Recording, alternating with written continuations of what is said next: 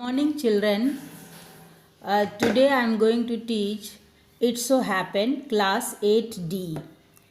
Children at Work, Part 1 from Trash on Rag Picker Children. Now you can write the word meanings.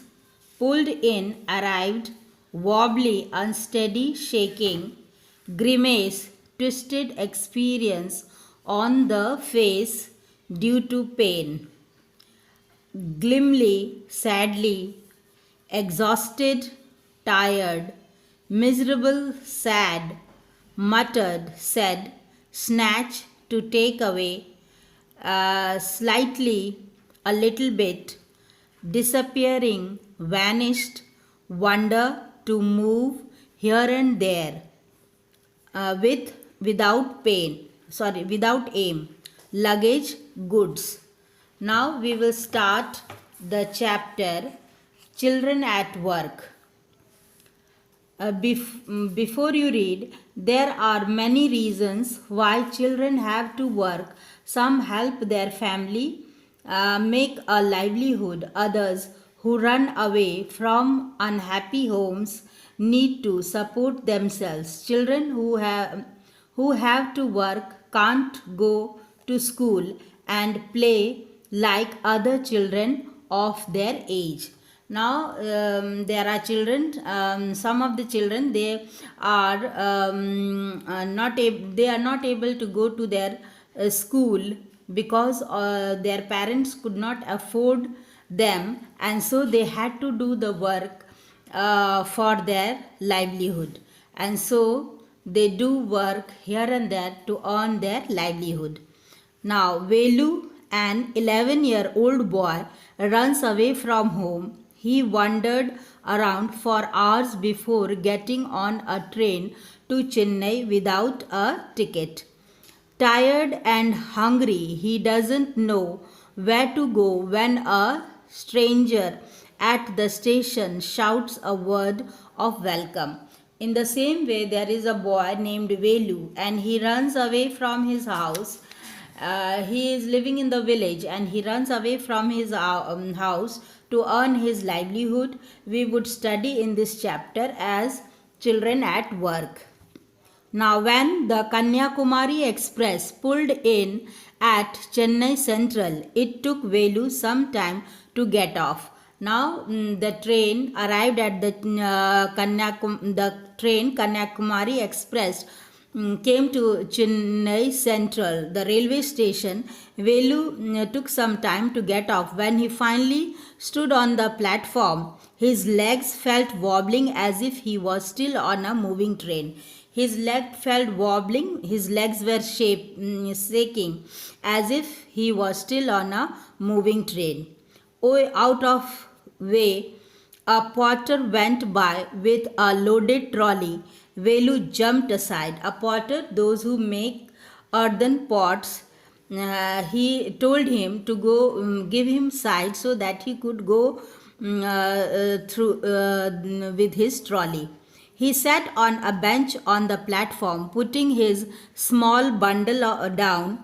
Velu jumped aside. He sat on the bench of the platform, putting his small bundle down. In all his 11 years, he had never seen so many people except once a year at the fair in his village. Velu had never seen in his life such a lot of people. Only once in a year he used to see the crowd of people in the fair. People walked by, bumping into him with their suitcase, pushing him with their suitcase. A voice announced something on the loudspeaker. Near him, a group of people sat on. Now, in the station, they announce. In the station, they announce about the announcement of the trains, their luggage, looking at the TV hanging from the roof. The noise was terrible. Now the noise which was coming from the TV was terrible. Velu put his head down on his knees, feeling miserable. Miserable, he was very sad. He put his head down and exhausted. Sad, and he was tired too. He had run away from his village 2 days ago. For 2 days he had eaten nothing but some peanuts and a piece of jaggery. Peanuts, the nuts, and or you can say mungfali, and a piece of jaggery good. In his bundle he carried a shirt, a towel, and a comb.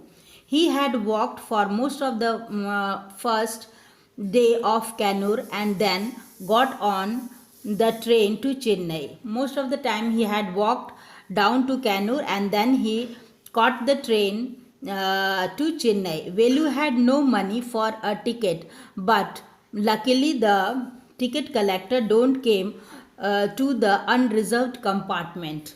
Now Velu climbed on the train in the unreserved compartment, and luckily the ticket collector did not came there.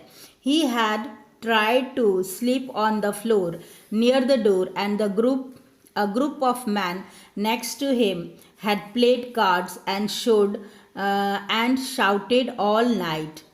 Now he slept down on the floor of the train, but the group of men, they were playing cards and they made too much of noise, so he could not sleep.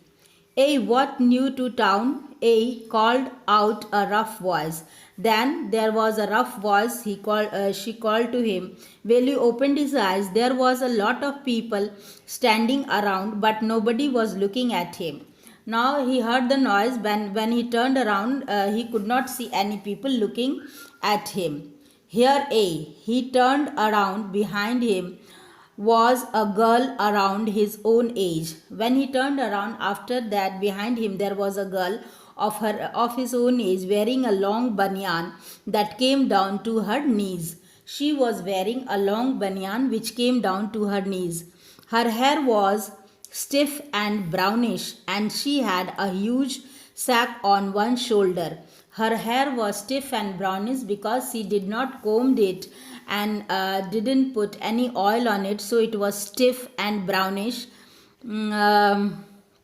And she had a huge sack on her shoulder. She was picking up dirty plastic cups from the floor and stuffing them. She was taking dirty plastic clothes and stuffing them onto